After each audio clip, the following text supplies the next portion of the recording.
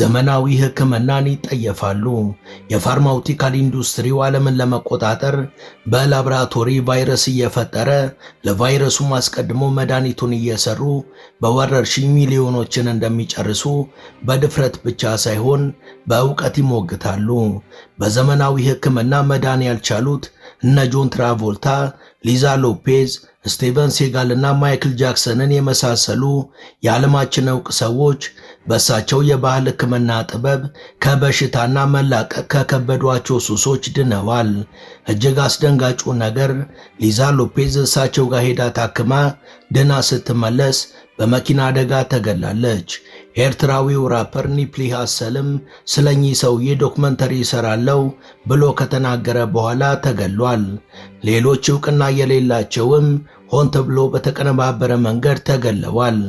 እኚህ የባህል ሐኪም በሕይወት ከቆዩ ከጨዋታ ውጪ ያደርጉናል የሚል ስጋት የገባቸው ቫይረስን በላብራቶሪ እየፈጠሩ ዓለም ላይ መድኃኒት እየቸበቸቡ ንጹሐንን የሚፈጁት አካላት እኚህን ሰው ለማጥፋትና ለመግደል ያልፈነቀሉት ድንጋይ የለም።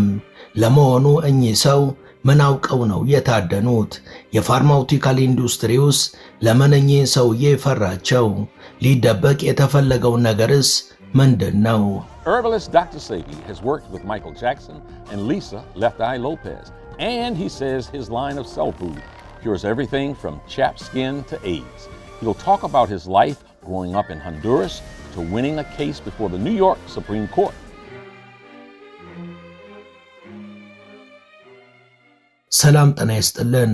በመላው ዓለም የምትገኙ ውድ የመሿለኪያ ቤተሰቦች በዛሬው መሰናዷችን ፈዋሽ በሆነው የባህል ሕክምናቸው ስለሚታወቁትና በርካታ ዝነኞች እሳቸው ጋር ቢታከሙም በፋርማውቲካል ኢንዱስትሪው ጥርስ ስለተነከሰባቸው የባህል ሐኪም እናወጋቸዋለን።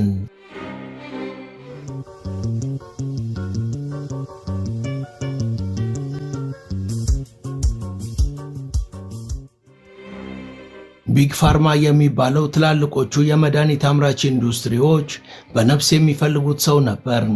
ምክንያቱ ደግሞ እነርሱ በቢሊዮን ዶላር የሚቸበችቡትን መድኃኒት በተለይም ለጥቁሮች በቀላሉ መለገሱና እነርሱ ያስቀመጡትን አካሄድ ተቃርኖ ብዙዎች የሱን የጤና አካሄድ በመከተላቸው ነበር። ልክ እንደ ፊልም አክተር የሚጋበዝ እስኪ አውራ እንስማህ የሚባል ሰው ነበር። አርጅቶ 80 ዓመት አልፎትም ያልደከመው በመንፈስም በአካልም ጠንካራ የነበረ ሰው ነበር። በተደጋጋሚ ፍርድ ቤት ቆሞ 77 ሰዎች ትክክለኛ ፈዋሽ ነው ብለው የመሰከሩለት መድኃኒት ቀማሚ ነበር።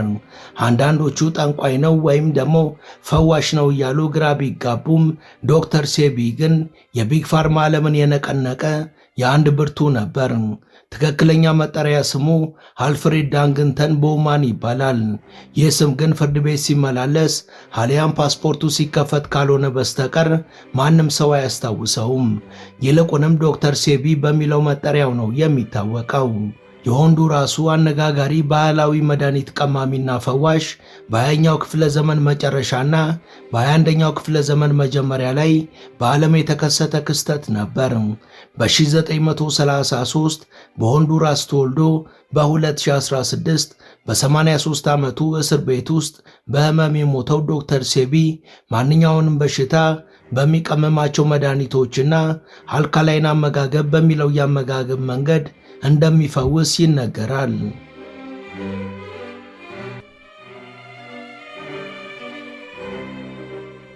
ኤድስ በአሜሪካና በዓለም ትልቅ የጤና ጉዳይ ሆኖ በሚወራበት ወቅት የኤድስ መንስኤ ኤችአይቪ ቫይረስ አይደለም ብሎ በመናገሩ ሳቢያ እጅግ መነጋገሪያ የነበረው ዶክተር ሴቢ በጤና ተቋማትና በዓለም የሕክምና ቢዝነስ አንቀሳቃሾች ዘንድ በከፍተኛ ሁኔታ በጥላቻና በቂም የሚታይ ሰው ነበር።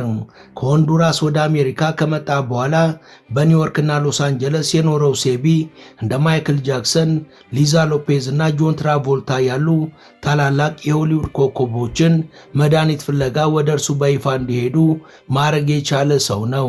የጥንት የአፍሪካውያን አያትና ቅድመ አያቶቹን የመድኃኒት ቅመማ እውቀት የሚጠቀመው ዶክተር ዶክተር ሴቢ ምንም እንኳን ዶክተር እየተባለ በተለምዶ ቢጠራም ከአያቱ እግር ስር ተቀምጦ ከተማረው ባህላዊ ቅመማ ውጪ የወሰደው የሕክምና ትምህርት የለም። ታዲያ አሜሪካ ሄዶ ይህንን የፈውስ አገልግሎት ይሰጥ የነበረው ሴቢ ሳይማርና ዲግሪ ሳይጭን የሕክምና አገልግሎት እየሰጠ ነው በሚል በተደጋጋሚ በአሜሪካ ፍርድ ቤቶች ተከሶ ቀርቦ ያውቃል። በኖረበት ኒውዮርክ ግዛት ያለ ሕክምና ፍቃድ ሕክምና መስጠት በሚል ታስሮ እንዲሁም ተከሶ ፍርድ ቤት ቀርቦ ነበር። በግሪጎሮሳውያኑ የዘመን ቀመር በ2016 ግን በሆንዱራስ ታሰረ። የእስሩ ምክንያትም ምንጩ ያልታወቀ ገንዘብ መያዝ ወይም ደግሞ መኒ ላውንደሪንግ ነበር። በእርግጥ ይህንን ክስ ብዙዎች የሴቢን ስምና መልካም ዝና ለማጥፋት በአሜሪካ መንግስት አሊያም ደግሞ በትላልቅ የመድኃኒት አምራች ኩባንያዎች የተደረገ ሴራ ነው ሲሉ ይደመጣሉ። እንደ ሆንዱራስ ፖሊስ ገለጻ ከሆነ ዶክተር ሴቢ በጥሬ ይዞ የተገኘው ገንዘብ ምንጩ በቅጡ የማይታወቅና እሱም ማስረዳት እንዳልቻለ ይናገራል። በዚህም ተከታዮቹና አድናቂዎቹ ተገርመው ሳይበቃቸው በሆንዱራስ ታሰረ በተባለ በሳምንታት ውስጥ በሳምባ ምች ሞተ መባሉ ከጀርባው ትልቅ ሴራ መጎንጎኑን ብዙዎች እንዲያምኑ አድርጓል። What I've done was to discontinue anything that had glucose.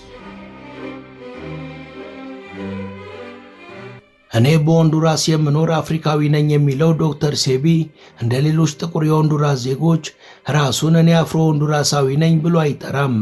አፍሪካዊ ማንነቱን በተለያዩ አጋጣሚዎች የሚናገረው ዶክተር ሴቢ በጥቁሮች ዘንድ ያለው ተሰሚነትና ተወዳጅነትም ከዚህ ለአፍሪካዊ መሰረቱ ካለው ጥልቅ ፍቅርና ኩራት የተነሳ ነበር። መድኃኒት ቅመማን ከሴት አያቱ የተማረው ዶክተር ሴቢ አያቶቹ ወደ ሆንዱራስ ከመምጣታቸው በፊት በሃይቲ ይኖሩ ነበር። ዶክተር ሴቢ ምንም እንኳን ከሴት አያቱ የባህላዊ ሕክምናን ቢማርም እንደ መደበኛ ሥራ ግን ቁጥሮች አያውቅም ነበር። በብዙ በሽታ የተጠቃና ከፍተኛ የሆነ የሕክምና ክትትል የሚያደርግ ሰው ነበር። አስም፣ የስኳር በሽታና የእይታ ችግርም ነበረበት። ለነዚህ በሽታዎች የሚያደርገው የሕክምና ክትትል በከፍተኛ ደረጃ ምቾት ይነሳው ነበር። በመደበኛ ሕክምና ተስፋ የቆረጠው ዶክተር ሴቢ በባህላዊ ሕክምና ፈውስ ለማግኘት ወደ ሜክሲኮ ተሻገረ። አልፍሬድ ኮርቴዝ ወደሚባል የባህል ሕክምና አዋቂ የሄደው ዶክተር ሴቢ በዘመናዊ ሕክምናና በከፍተኛ ደረጃ መጎዳቱንና በሞት አፋፍ ላይ ይገኝ እንደነበረ ማወቁን ይናገራል። ከሜክሲኮ ሕክምናውን ጨርሶ ሲመለስ ትኩረቱን ሙሉ ለሙሉ የባህል ሕክምናው ሥራ ላይ አደረገም። በሆንዱራስም አፍሪካን ባዮኤሌክትሪክ ሴል ፉድ ቴራፒ የሚባል የሕክምና አገልግሎት መስጠት ጀመረ። በዚህ ሕክምና ቁጥራቸው እጅግ የበዛ በሽታዎችንም ያክም ነበር። እንደ ኤድስ፣ ካንሰር፣ ደም ብዛትና ስኳር ያሉ ዘላቂ በሽታዎችን እንዲሁም የአእምሮ ህመሞችን ያክም ነበር።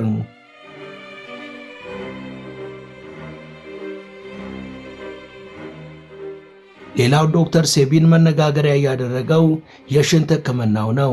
ከፍተኛ የሆነ ለዓይነ ስውርነት የቀረበ የእይታ ችግር እንደነበረበትና በሽንት ሕክምና ከዚህ ችግር እንደተላቀቀ እንዲሁም ይህንን የሕክምና አይነት ለተጠቃሚዎቹ ያዝና ይሰጥ እንደነበር ለራሱም ተጠቅሞ ለውጥ እንዳገኘበት ይናገራል። የሕክምና ባለሙያዎች ምንም እንኳን ይህን የሽንት ሕክምና ለዓይን መጠቀም ምንም አይነት ሳይንሳዊ መሰረት እንደሌለውና ይልቁንም ለዘላቂ የዓይን ብርሃን እስከ ማጣት እንደሚያደርስ ቢናገሩም ዶክተር ሴቢ ግን በዚህ መንገድ በርካቶችን አክሞ ፈውሷል። በእርግጥም የሰውንም ሆነ የእንስሳት ሽንት ለሕክምና አገልግሎት ማዋል ከሺህ ዓመታት በላይ የቆየ ታሪክ ያለው ሲሆን በአሁኑ ወቅት ግን ሙሉ ለሙሉ የተተወና የተረሳ የሕክምና መንገድ ነው። በ1980ዎቹ ውሻ የምትባል የሆንዱራስ መንደር ውስጥ የራሱን የመድኃኒት መቀመሚያ መንደርና የእርሻ ቦታ ሰራ። ከውሻ መንደር እርሻው ቀጥፎ ያዘጋጃቸውን መድኃኒቶችንም ለአሜሪካውያኑ ገበያ ማቅረብ ጀመረ። ይህ የውሻ መንደር ዶክተር ሴቢ ካረፈም ከ10 ዓመት በኋላ ዛሬም አገልግሎት እየሰጠ ይገኛል። መድኃኒት ለመቀመሚያነትና የሕክምና እጽዋትን ለማብቀያነት ከመዋል ውጪ ሕክምናና ፈውስ የሚፈልጉ ሰዎችም ወደ ስፍራው በመሄድ መታከም ይችላሉ። ወደዚህ ስፍራ የሚሄዱ ሰዎች በዋናነት 4 አገልግሎቶችን ያገኛሉ። አንደኛው አልካላይን ዳይት ነው። ሁለተኛው የፍል ውሃ ሕክምና፣ ሶስተኛው ጠቅላላ የጤና አጠባበቅ ሲሆን አራተኛው ከእጽዋት ብቻ በተፈጥሯዊ መንገድ የተቀመመ መድኃኒትን መጠቀም ነው።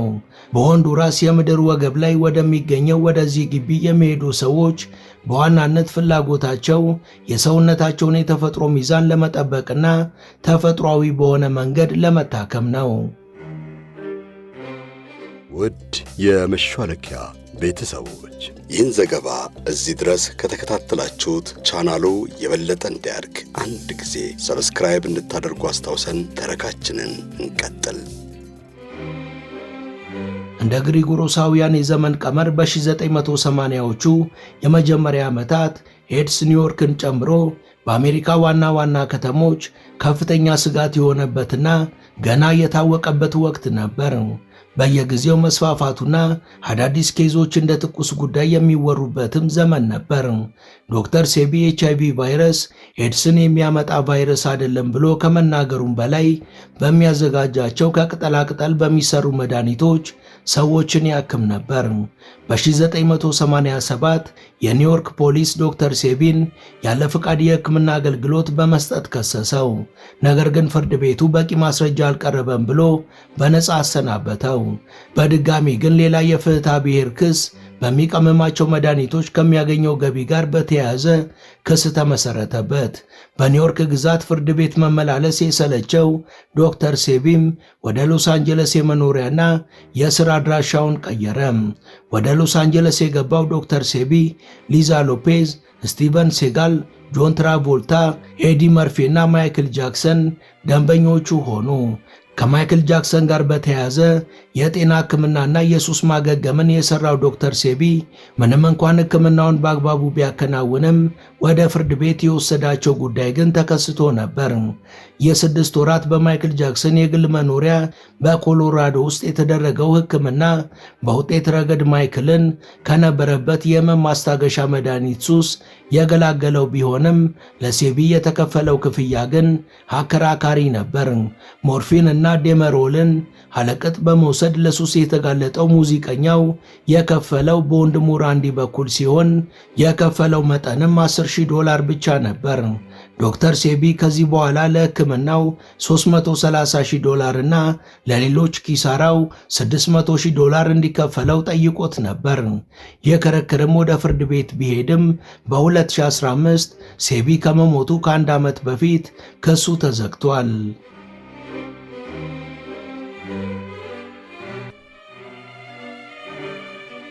ከታዋቂ ደንበኞቹ አንዷ የነበረችው ሊዛ ሎፔዝ በ2002 ሆንዱራስ ወደሚገኘው የዶክተር ሴቢ ኡሻ መንደር ሄዳ ስትመለስ በደረሰባት የመኪና አደጋ መሞቷ በስፋት ይነገራል።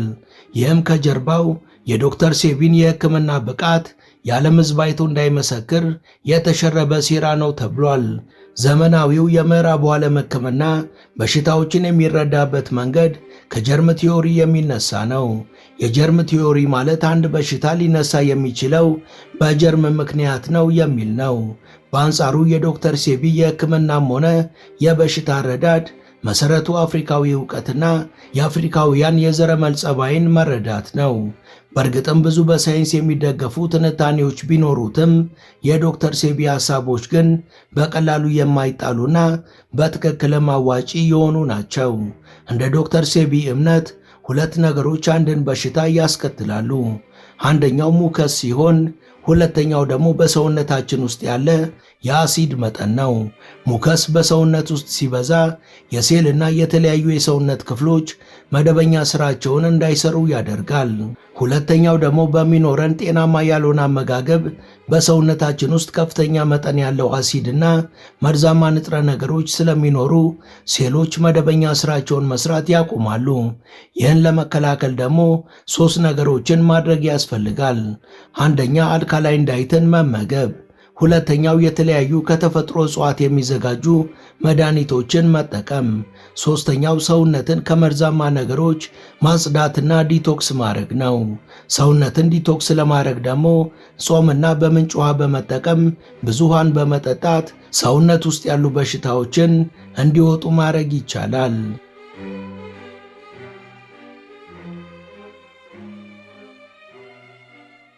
የዶክተር ሴቢ የመድኃኒት ቅመማ ማዕከላዊ ሐሳብ የሰውነት የፒኤች መጠን ነው። በሳይንስ ፒኤች ማለት የኬሚካሎችን የአሲድነት ደረጃ ለመለካት የሚያገለግል አሃድ ነው። እናም በሳይንስ አንድ ጤነኛ ሰው በሰውነቱ ያለው የደም አሲድነት መጠን ከ7.35 እስከ 7.45 ድረስ ይሆናል ሲል ሳይንስ ይደመድማል። ከዚህ በራቀ ቁጥር የሰው ልጅ ሕመምና ሞት ይገጥመዋል ይላሉ ጠበብቶቹ። ይህን ደግሞ ማንኛውም የሁለተኛ ደረጃ ተማሪ የሚረዳው ዕውቀት ነው። ዶክተር ሴቢ ሰውነታችን ሕመም የሚሰማው የአሲድ መጠኑ ሲጨምር ነውና ይህንን ለመከላከል አልካላይን ምግቦችን በመመገብ የአሲድ መጠኑን መመጠን አለብን ይላል። ዶክተር ሴቢ ለዚህም የሚያዘጋጀውን ውህድ የሴቢ አፍሮባዮ ሚኒራል ባላንስ ሲል ይጠራዋል። በቀላል አነጋገር ሴቢ የሴል ምግብ የሚላቸው ውህዶች እጽዋት፣ አልጌና የባህር አረሞች ናቸው። የዶክተር ሴቢ አሟሟት በብዙ መልኩ ሚስጥራዊና ብዙ የሴራ ትንተናዎች የተሞሉበት ነው። ከ10 ዓመት በፊት በ2016 በግንቦት 28 ቀን ዶክተር ሴቢ ከጓደኛው ፓብሎ ማዲና ጋምባ ጋር ሆኖ $37,000 ይዘው ይገኛሉ። ከአሜሪካ የኮሜርሻል በረራ ወደ ሆንዱራስ የሚበር የግል አይሮፕላን ለመዛወር ሲሞክሩ እንደታሰሩ ይነገራል። ዶክተር ሴቢ በሆንዱራስ ከታሰረ ከሳምንታት በኋላ ፍርድ ቤት ቀረበና ተለቀቀ። ከዛ ግን ዳግም ታሰረ። ለሳምንታት በእስር ያሳለፈው የ83 ዓመቱ አዛውንት የጤና ሁኔታ እየተወሳሰበ ሄደም። ወደ ሆስፒታል እየተወሰደ በነበረበት ወቅትም በሳምባ ምች ምክንያት ሕይወቱ አለፈ ተብሏል። እንደ ሆስፒታሉ ሪፖርት ከሆነ በእስር ቤት የነበረው አያያዝ ለሕይወቱ ማለፍ ከፍተኛ ድርሻ እንደነበረው ተናግሯል።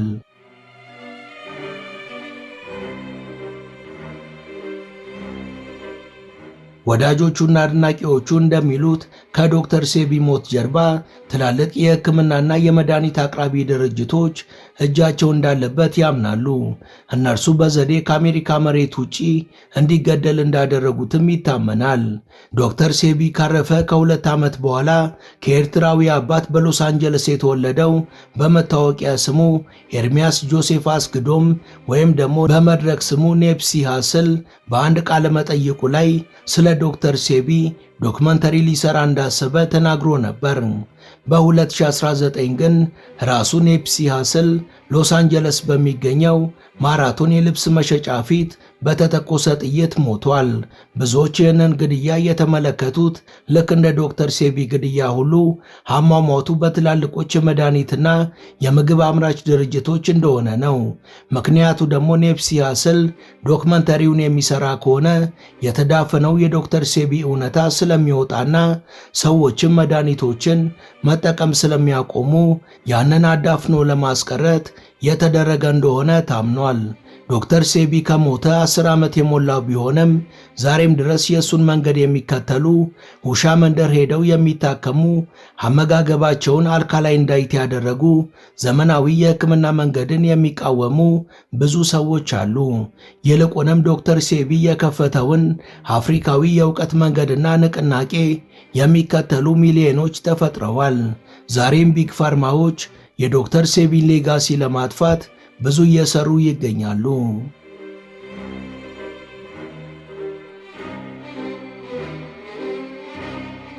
ወደ መሿለኪያ ቤተሰቦች ለዛሬ ያሰናዳንላችሁ ይህን ይመስል ነበር። እስከ ዝግጅታችን ፍጻሜ አብራችሁን ስለነበራችሁ ከልብ እናመሰግናለን። በቀጣይ ቢሰሩ የምትሏቸውን ርዕሰ ጉዳዮች ብትጠቁሙን ደስ ብሎን እንቀበላለን። ቻናላችንን ሰብስክራይብ ማድረግ፣ የደወል ምልክቱን መጫንና ላይክ ማድረግ አትዘንጉ እያልን ለዛሬ በዚሁ ተሰናበትን። መልካም ጊዜ።